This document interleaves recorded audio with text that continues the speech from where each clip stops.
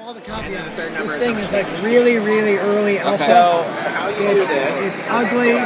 It's held together by tape and wires. Yeah, we saw the nice one up there. And all that kind of stuff. And the software is buggy and UI is ugly and all the rest of it. Okay. So all those caveats in place. So I don't want to repeat stuff you've already heard. You heard kind of the general pitch? Only the basic thing. So the idea is, what we're calling a digitally enhanced miniatures board game. The subject is kind of giant armies of gargantuan golems piloted by human mages. The painted ones, you can see those more clearly. In the real game, the map would be larger than this. It's tile based. So you get this, the base game comes with 6 tiles that are 3 by 3. So you can build a bigger map that comes out to about here. In the base section, you can expand that with additional tiles. You can also, it comes with 6 figures in the base game, and of course you can expand that to as many figures as you want. It's a point-based system, so you and your opponent decide how many points of army you want to spend at Mage Night, right?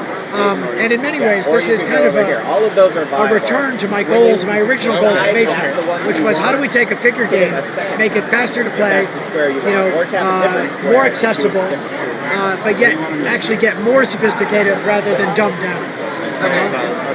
And so that's really the goal. And so the difference between Mage Night and now is that in the subsequent 13 years since I designed Mage Night, we now all have supercomputers in our friggin' rockets, right? Why are we using them to make a board game life better? So this thing will work with any iOS, Android, or Windows phone or tablet that has Bluetooth 4. So that's anything after about mid-2011. Okay? So, with that as a caveat, we dive in. A couple of notes. Always handle this from the bottom so we don't touch the PCB up there. You kind of come flat down or kind of on a 45 to connect. Well, one of the things we came here to learn was how people are connecting. We're learning, for instance, that the bases need to be a little taller so that people have a little easier time to connect. We're learning like the name should be on the front and back. So that's the kind of thing why we're here to learn that. So, you'll see the 3 squares glowing here. Those indicate that you've earned a point of mana from each square. Right? At the beginning of the turn, you gain mana for the squares you're in that have mana left. At the beginning of each game, mana is randomly distributed across the board, and the concentration is randomly distributed as well. One of the reasons, there are 2 main reasons I use this mana dynamic in the game. You may remember in Mage Night, one of the, it happens in many miniatures games, is this concept of turtling. Yes. Right. Yeah, and it drives me crazy because it just makes the game boring, So mana and the fact that you have to, if you stay in one place, you exhaust the mana that's there, means you have to go out and find more mana later. And the fact that we got a computer to randomly distribute it means we don't have to do that turn over the chits and all that kind of stuff, right?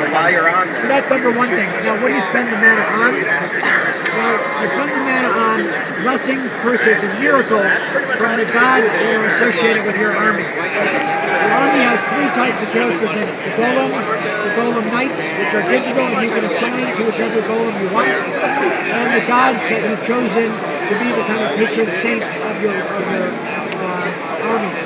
So blessings and curses, like this one here, this is a curse. You drop this into a region, into a square, and any enemy units there is now 15% easier to hit. Okay? Whereas this one, for instance, I drop this into a square, and anytime I'm in that square and firing out of it, I have a +10 to hit. Now, blessings and curses, which are map-based, are persistent. They last the rest of the game. Eventually, there'll be characters who can dispel or can move them, push them to different areas. Right now, we don't have that in here. The miracles are instants. All right, so, for instance, this one reduces the recharge or cooldown on your attacks, giving you access to them quicker. You have one that heals your guys 10 points. So they're very powerful tools to allow you to modify the play of the game.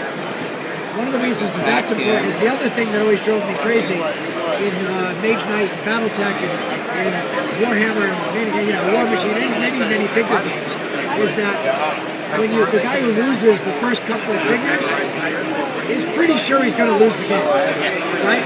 It's really hard. Exactly. It snowballs, and it's hard to turn around because the games are completely ablative.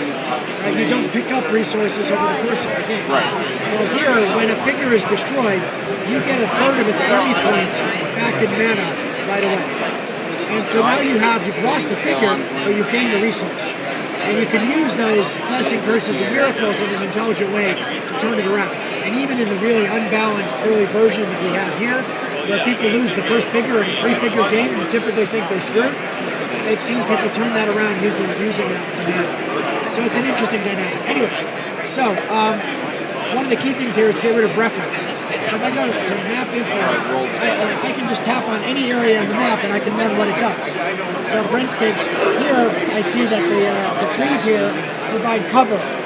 They provide more cover for smaller figures, less cover for bigger figures, but they always provide cover. Tap the hills, I learned that it takes an extra movement point to enter them, but you get an extra square of range. Now, of course, there'll be a book that's available, but I don't have to go refer to it all the time. I'd rather just tap on the mountain sign that I can't move through it or shoot through it. So I can also use this to tap on my opponent's fingers. So I can then see all of their information at any time, or on my own fingers, of course, to see information. So I'm going to exit this mode.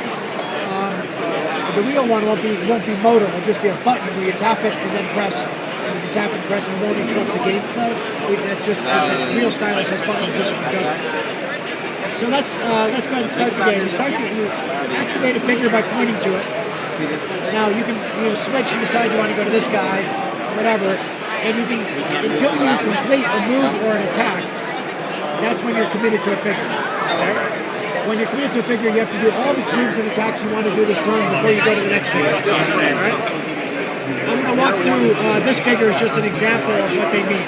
So the golems on the left, the art's really ugly, it'll be much beautiful, much more pretty later.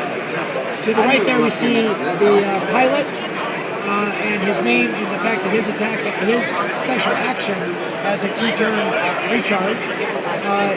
If you want to know what that special action is, you tap and it brings up and it explains what his special action is.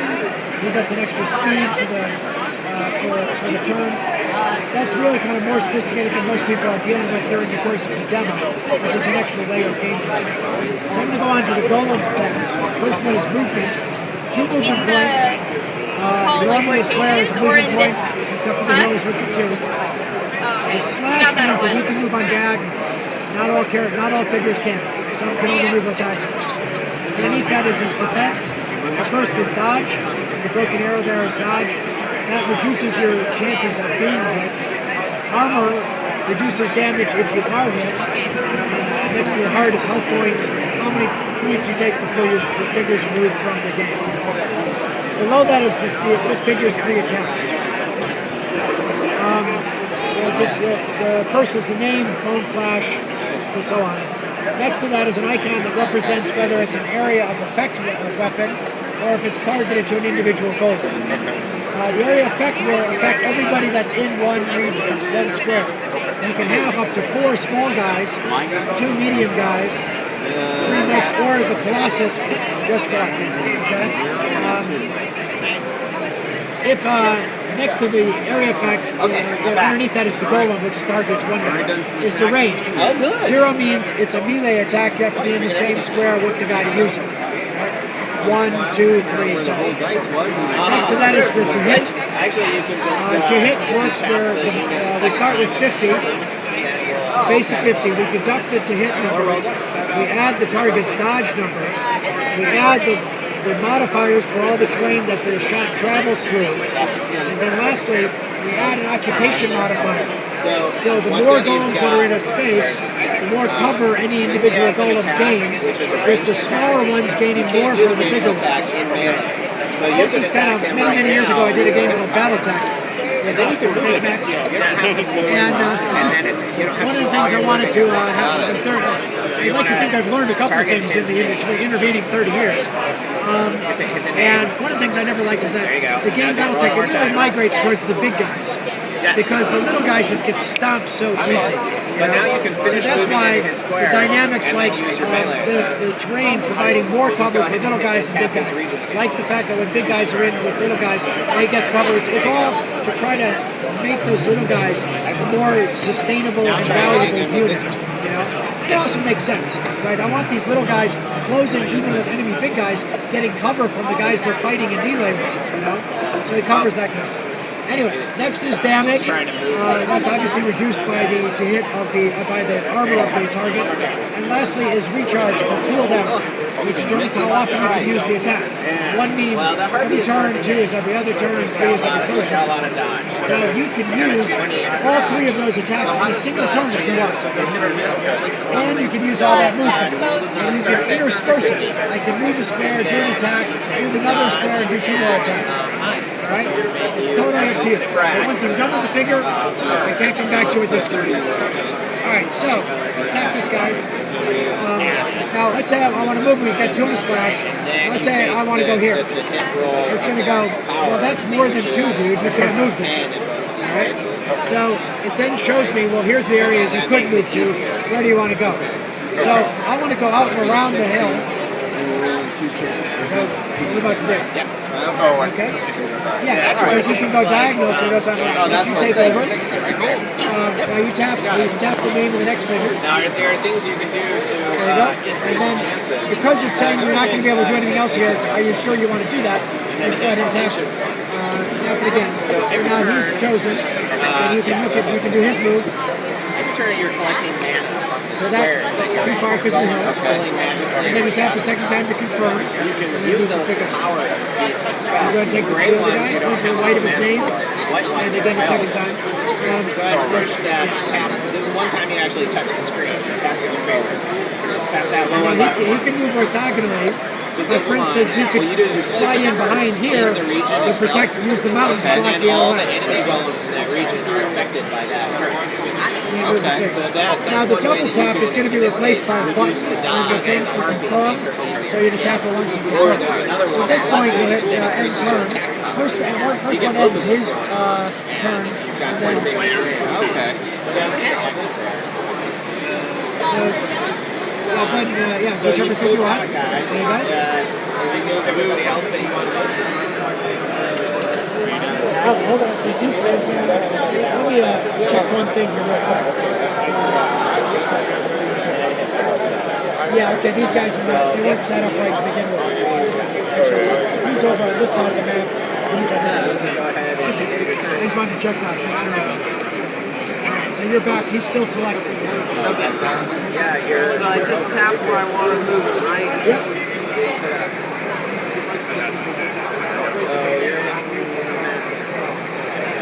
Actually, Like the next guy I want to do? Yeah, now he's got a range of 2 attack. He's got an acid, which has a range of 2, which could hit this guy, except for it'll be blocked by LOS. Or it can hit this guy. So I just click the attack? Click the attack, and then as an example, just click his name to see what it does when this has LOS block. So there goes a lot of fights right there. Remember those fights in each night. Oh my god. Alright. Yeah, so click. There's a bug in the system right now that means you have to click it again. Eventually you won't. And then you could take both these guys' names and see what the hit either of them would be. Oh, I'm sorry, that's another LOS block. Okay. So there, sorry about that. No, it's okay. So it works out the modifier. You're to hit all the modifiers says you got to roll 65 or better on a D100. If you do so, you'll get 25 points of damage. That's already taken into account his armor, and his current health is 55. Okay. So now, if you want to confirm that attack, you can either tap again, or you can pick up the dice and roll. Alright, I'm going to roll. All right, blacks are high.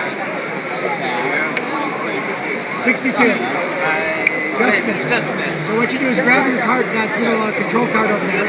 Yeah. And now you tap enter dice. Okay.